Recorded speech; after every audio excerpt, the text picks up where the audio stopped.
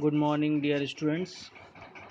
In today's lecture, we will talk about electric field lines. So, what is electric field lines? It is the imaginary lines that gives idea about direction of electric field and strength. ठीक है. Earlier, we have talked about electric field. What is electric field? It is the region around a charged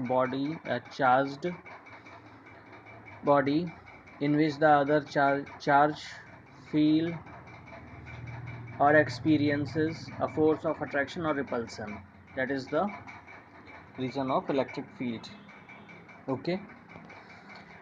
Oh, now, so what is the electric field lines? So it is the imaginary lines that gives idea about direction of electric field and strength. ठीक है. Imaginary lines representing electric field intensity directed radially towards for positive charge, directed radially outwards for positive charge, and directed radially inwards for negative charge. ठीक है. तो इसमें हम बात करते हैं, इसमें देखते हैं पॉजिटिव चार्ज के लिए. शायद बनानी है इसमें. हाँ, यस. ये देखिए,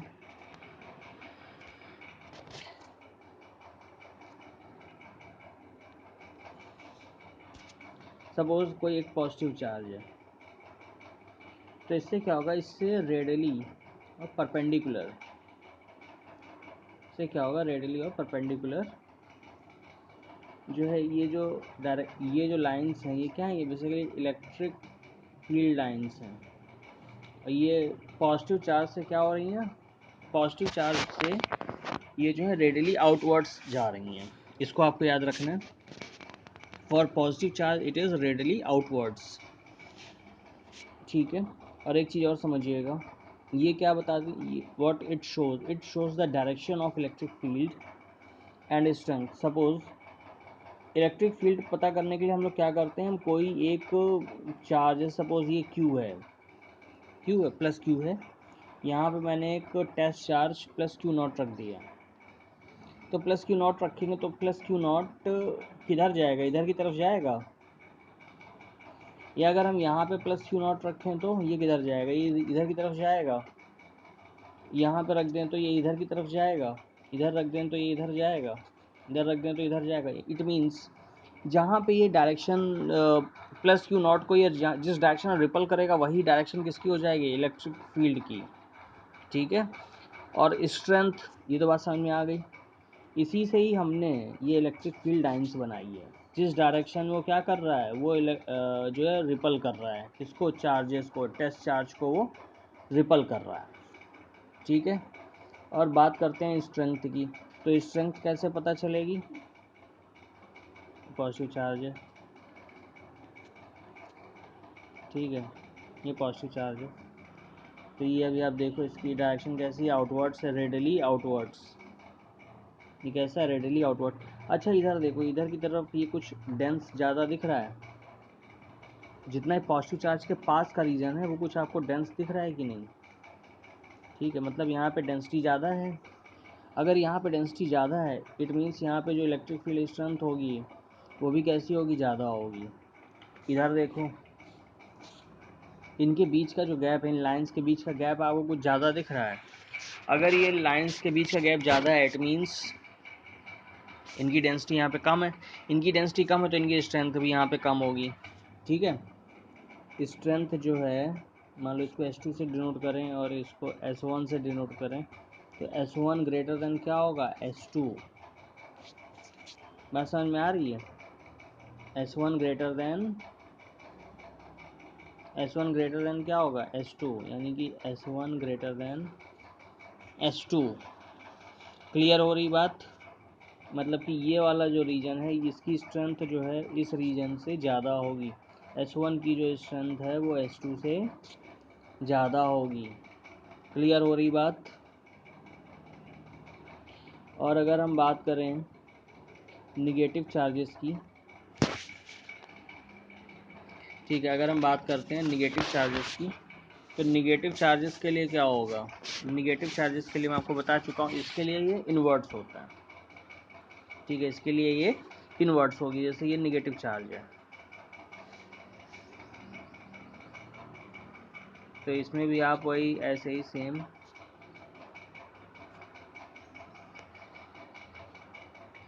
इन्वर्ट्स, ठीक है, ये क्या होगी, इन्वर्ट्स।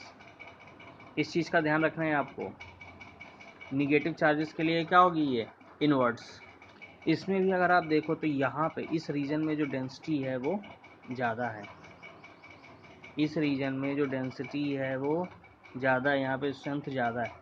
और अगर यहाँ पे ये रीजन देखो तो यहाँ पे जो इंटेंसिटी क्या है वो कम है। इंटेंसिटी कम क्यों है, क्योंकि यहाँ पे इसकी डेंसिटी क्या है, कम है, तो यहाँ पे इंटेंसिटी भी कम होगी या स्ट्रेंथ भी इसकी कम होगी, ठीक है। तो ये चीज़ क्लियर हो रही है आपको,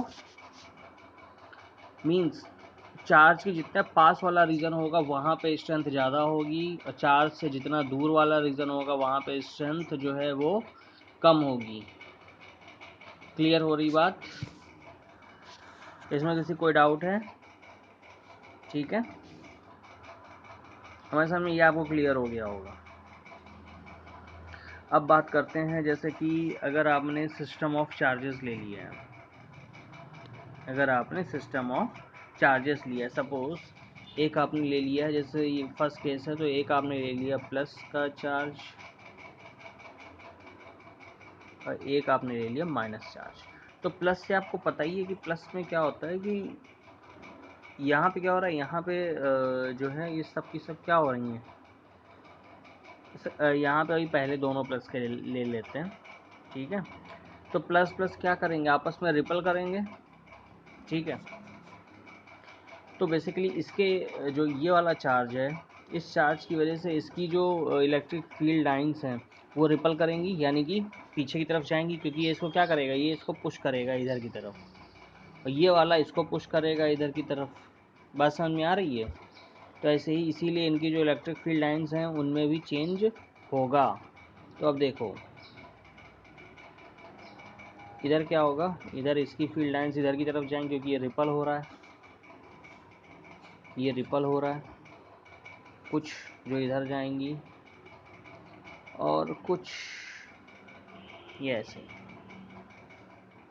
ठीक है। मतलब इसके पास नहीं जाएंगी, इसके पास क्यों नहीं जाएंगी, क्योंकि ये रिपल करेगा, ठीक है। ऐसे ही इसमें इसकी भी रिपल करेंगी इधर की तरफ, ठीक, ये इधर दोनों मतलब मिलेंगी नहीं, और बीच में इनके एक ऐसा पॉइंट होगा जहाँ पे जो इलेक्ट्रिक फील्ड इंटेंसिटी वो बिल्कुल ज़ीरो होगी, ठीक है।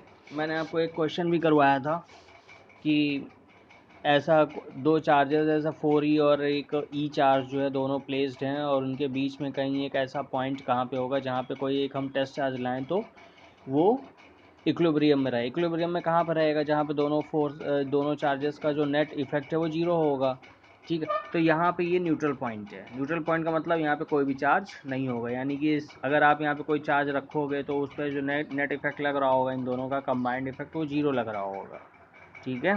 वो न्यूट्रल पॉइंट है। न्यूट्रल पॉइंट मतलब जहाँ पे कोई भी चार्ज नहीं है, ठीक। ई इक्वल टू क्या होगी यहाँ पे, जीरो। यहाँ ई इक्वल टू क्या होगी, यहाँ पे आपकी ई इक्वल टू जो है, जो न्यूट्रल पॉइंट है वहाँ पे ई इक्वल टू आपका जीरो होगा।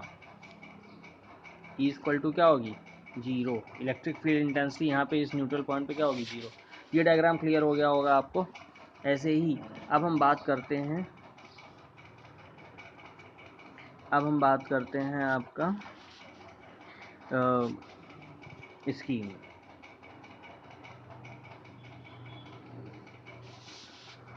अगर एक चार्ज आपका पॉजिटिव है और एक चार्ज आपका निगेटिव है, ठीक है।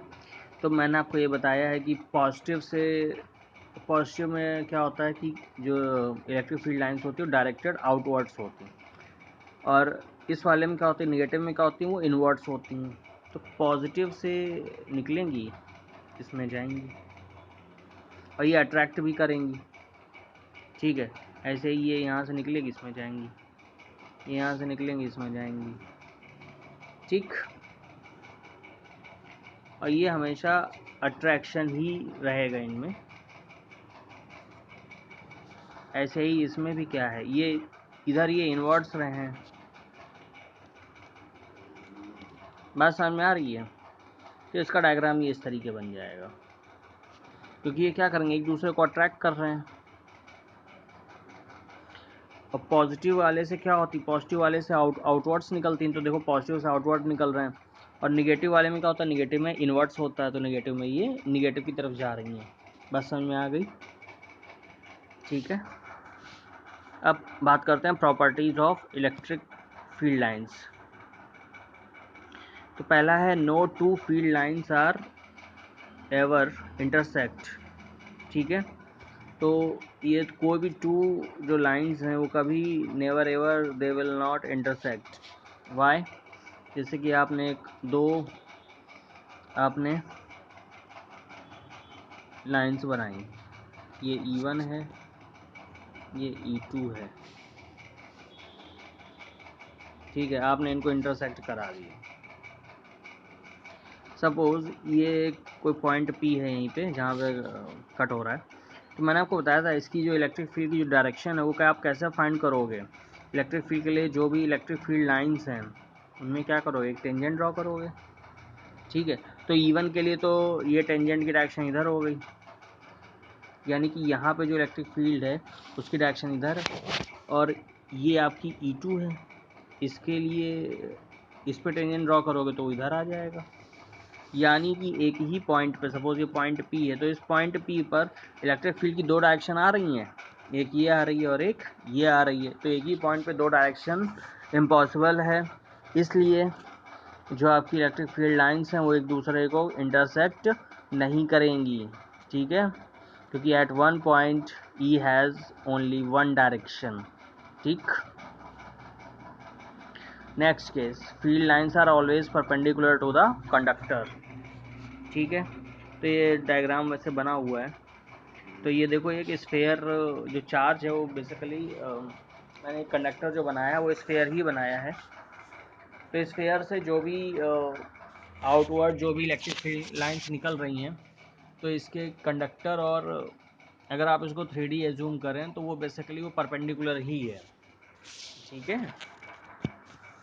तो कैसा है, वो परपेंडिकुलर ही है। जैसे कि मान लो ये है, ये बेसिक जैसे कि ये है, तो ये जो है ये बेसिकली 90 डिग्री इस पे ये लंबा, इस पे ये परपेंडिकुलर। ऐसे ही ये इधर ये इस पे ये 90 डिग्री, ये ऐसे ही ये 90 डिग्री, ये 90 डिग्री, ठीक है। मतलब जो भी हैं सब की सब कैसी हैं, ये बेसिकली इस सरफेस पे ही परपेंडिकुलर है। बात समझ में आ रही है आपको, ये हमेशा कैसी होंगी, always perpendicular to the conductor. और number of field lines is directly proportional to the amount of charge, ठीक है। अगर चार्ज जो है, मतलब अगर चार्ज की वैल्यू कम है तो इलेक्ट्रिक फील्ड लाइंस जो हैं कैसी होंगी, वो उनमें जो डेंसिटी है वो कम होगी, ठीक है, वो that will be less denser, ठीक है। और अगर ये चार्ज की वैल्यू ज़्यादा है तो ये क्या कैसी होंगी, डेंसर होंगी। तो एग्जांपल आप देख सकते हैं, Q1 Q2 दो मैंने लिए हुए हैं, Q1 है Q2 है। Q2 आपको डेंसर ज़्यादा दिख रहा है, Q1 आपको लेस डेंसर दिख रहा है, तो Q2 is greater than Q1। अगर आपको इलेक्ट्रिक फील्ड लाइन सपोज दे दी जाती है, कंपटीशन एग्जाम में बेसिकली ऐसे ही क्वेश्चन पूछे जाते हैं कि आपको वो दो फील्ड लाइंस दे देगा इस टाइप की और कह देगा कि which charge has more value, ठीक है। तो आप बेसिकली लाइन को देख के भी आप आंसर टिक कर सकते हो। तो Q2 greater than Q1 because Q2 is denser, sorry मतलब electric field lines of Q2 charge is denser, ठीक। फिर बात करते हैं fourth point, field lines contract longitudinally during attraction between unlike charges. ठीक है, तो ये सेम पॉइंट है, ये लॉन्गिट्यूडनली कॉन्ट्रैक्ट कर जाती हैं जब अट्रैक्शन होता है,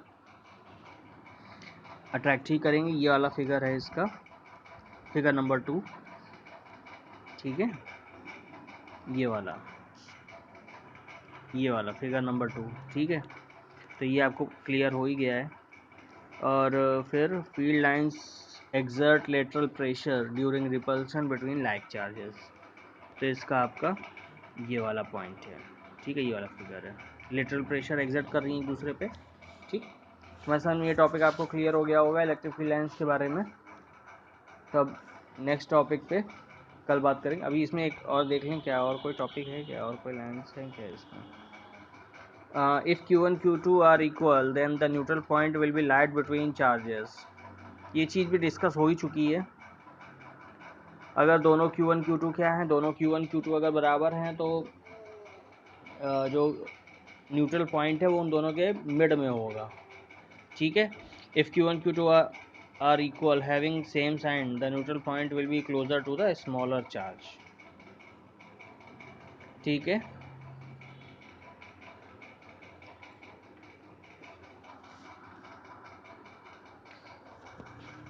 नेक्स्ट हम बात कर रहे हैं uniform and non uniform electric field. Uniform electric field का मतलब है जिनके बीच में जो इलेक्ट्रिक फील्ड लाइंस हैं अगर उनकी स्पेसिंग जो है वो सेम है, ठीक है, spacing between the lines are same, तो ये यूनिफॉर्म इलेक्ट्रिक फील्ड है। अगर कर्व्ड लाइंस हैं तो उसके लिए इस प्रकार की स्पेसिंग होगी, ठीक है। और नॉन यूनिफॉर्म इलेक्ट्रिक फील्ड कैसी होगी, ये equally spaced electric field lines नहीं होंगी। जैसे कि मैं आपको खुद बना के दिखा देता हूँ। जैसे कि अगर इलेक्ट्रिक फील्ड लाइंस हैं, अगर इनके बीच की स्पेसिंग क्या है, सेम, तो आपकी यूनिफॉर्म इलेक्ट्रिक फील्ड लाइंस है। अगर कर्व्ड लाइंस आप ले लो तो कर्व में भी क्या होनी चाहिए, स्पेसिंग है वो कैसी होनी चाहिए, सेम होनी चाहिए, ठीक है। तो ये आपकी सेम लाइन, तो ये आपकी यूनिफॉर्म इलेक्ट्रिक फील्ड है। और अगर नॉन यूनिफॉर्म इलेक्ट्रिक फील्ड की बात करते हैं तो आपको मैं बता दूं इसमें क्या होगा, वही कि spacing between the lines will not be same, ठीक है। मतलब लाइंस के बीच में जो स्पेसिंग है वो अनइवन होगी, ठीक है। मतलब कहीं पे डेंसर हो जाएगा, कहीं पे लेस डेंसर हो जाएगा, कुछ भी हो सकता है, मतलब वो अनप्रडिक्टेबल है, ठीक है। तो ऐसी जो इलेक्ट्रिक फील्ड लाइंस होंगी तो उससे जो इलेक्ट्रिक फील्ड प्रोड्यूस होगी वो नॉन यूनिफॉर्म होगी।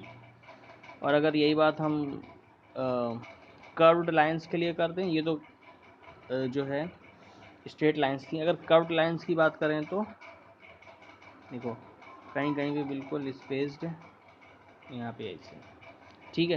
तो नॉन यूनिफॉर्म फील्ड है, ठीक, क्लियर। तो ये आपका यहीं पे एंड होता है।